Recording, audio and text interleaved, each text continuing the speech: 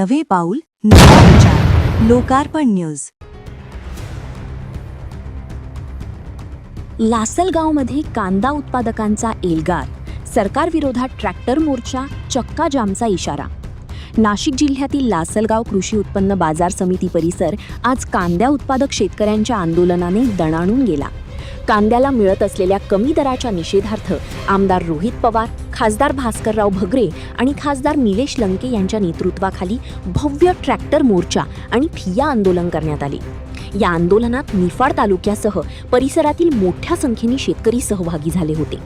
राज्यातील कांदा उत्पादक शेतकरी आर्थिक संकटात सापडला असून उत्पादन खर्चापेक्षा कमी दर मिळत असल्याने शेतकरी हवालदिल झाला आहे।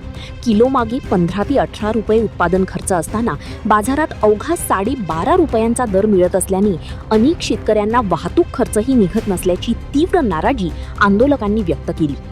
यावेळी निफाड तालुका शिवसेनेच्या वतीने सरकारकडे विविध मागण्या करण्यात आल्या।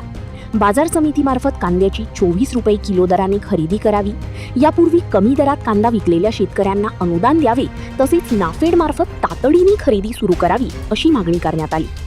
आंदोलनावेळी नेत्यांनी शेतकऱ्यांसोबत कांदा चटणी भाकर खाऊन त्यांच्या संघर्षाशी एकात्मता व्यक्त केली। सरकारच्या धोरणांविरोधात जोरदार घोषणाबाजी करत शेतकऱ्यांच्या प्रश्नावर तातडीने निर्णय घेण्याची मागणी करण्यात आली। यावेळी आमदार रोहित पवार, खासदार भास्करराव भगरे, खासदार निलेश लंके, माजी आमदार सुनील भुसारा, जिल्हा प्रमुख नितीन आहेर, तालुका प्रमुख खंडू बोडके पाटील, युवा सेना जिल्हा प्रमुख विक्रम रंधवे यांच्यासह विविध पक्षांचे पदाधिकारी, कार्यकर्ते आणि मोठ्या संख्येने कांदा उत्पादक शेतकरी उपस्थित होते।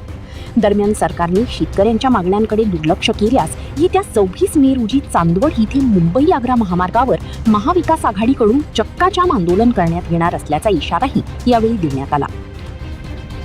सरकारकडनं जर शेतकऱ्याच्या मागण्या कांद्याच्या बाबतीत या मान्य केल्या गेल्या नाही, शेतकऱ्यांनी ठरवलं तर मग किती अहंकारी लोक नाही तर सत्ता असली नाही तर सत्ताधारी असले तर त्यांना जमिनीवर आणल्याशिवाय आमचा मराठी शेतकरी त्या ठिकाणी थांबणार नाही। बातमी संकलन अनिल ढेकड़े, निफाड विभागीय संपादक।